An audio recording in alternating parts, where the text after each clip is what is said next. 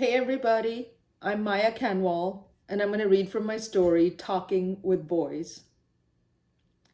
We suspected nothing when my sister Sana was born. The baby seemed to hear us fine. At the hospital, when Baba lifted her from Mama's chest and recited her first call to prayer by her ear, she woke up and kicked open her swaddle of pink and blue blankets. The Texas children's nurses marveled at her. At home, Mama sang her ditties in Urdu. I chanted Itsy Bitsy Spider. Sana flapped her arms. She cooed. Mama had the baby's 7-day-old head shaved of the unclean birth hair. Baba weighed the hair, calculated its worth and weight in silver, and distributed charity in that amount. Her hair grew back in straight and jet black and oh so thick that Mama wouldn't stop talking about it. I was only 4. I hadn't thought to consider the worth of my own head of hair until then.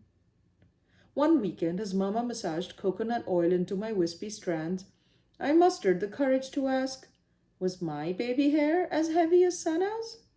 I ached for Mama to say that mine was just as precious as the baby's. She combed my hair harder, as if to tug length from my scalp. We were too poor for ceremonies when you were born. She cut a clean part, twisting my hair into 2 taut braids. We're more blessed now. Baba wanted to thank Allah for that. Fortune was always on our parents' mind. Baba prayed for it. Mama protected it. She made sure baby Sana bore a black dot of kajal on her temple.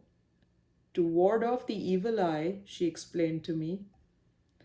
Several inquisitive aunties in our apartment complex had the evil eye.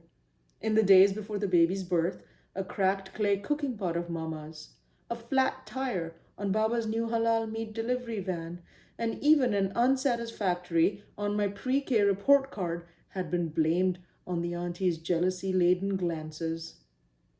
I wondered if I could summon my own evil eye to curse the baby. She had better hair than me. I might thwart some other trait.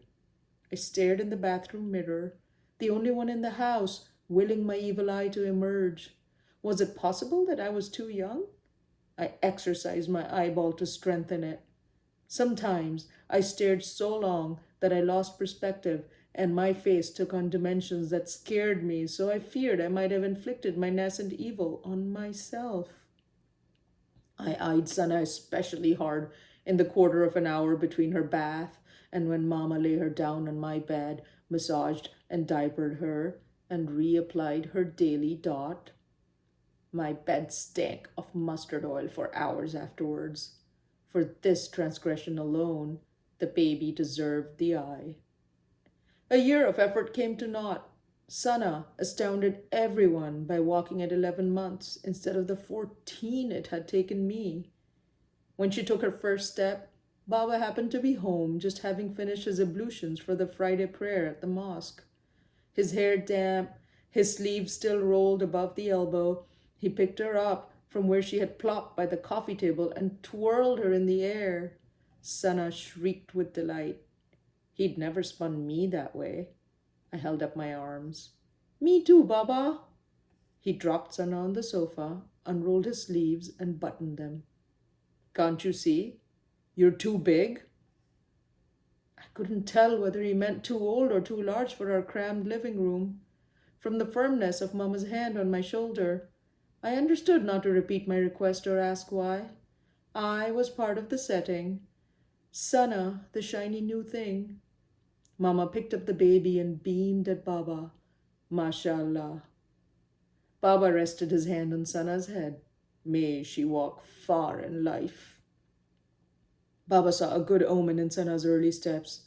He wanted to give thanks in the proper way and have a goat slaughtered in her name via the Sadaqah service at the mosque. But the mosque's administrative offices were closed in observance of the Friday holy day. After Baba returned to his shop, Juan, his butcher, argued with him that the mosque charged retail for sacrifices and convinced him to use one of their own wholesale goats. So Baba dedicated to Sana the first goat that arrived in his Saturday shipment and distributed shares of it to our neighbors. He arrived home anxious with doubt about whether he'd done the right thing by listening to a Catholic man, whether the charity of a goat dedicated post-slaughter would count. Mama, who appreciated Juan's good sense with finances, reminded Baba that Catholics were the closest to Muslims out of all Christians, and hadn't they named me Mariam? She set Baba at ease so that by dinner time he was in a celebratory mood again. He talked of the restaurant his shop would expand into. Mama described her mother's vegetable garden, one she hoped to emulate when we moved to the suburbs. By the time Sana turned 3, I was certain that my ill intentions had no power. On a birthday trip to the dollar store, I had chosen a bubblegum pink photo album with 2x2 grids. Side by side, I slid in pictures of Sana and me as newborns. My collection grew into an age-matched pairing of photographs of the two of us. She was not only prettier than me at every stage, but glowed as if she harbored so much life that her image would leap off the paper. To shake me out of my obsessed comparisons, Mama assigned me 100 small tasks to help out with Sana. I did, to please Mama, but so far it had taken all my self-control not to topple her over on her diapered butt. One day, as I worked on my album on the bedroom floor, tucking in a picture of Sana cutting her 3rd birthday cake, Mama sat next to me. She's going to need you. I tingled with the premonition that I had something Sana did not. I'll help you, Mama. Not me. You have to help her. Mama took both my hands in hers. She can't talk. She's little.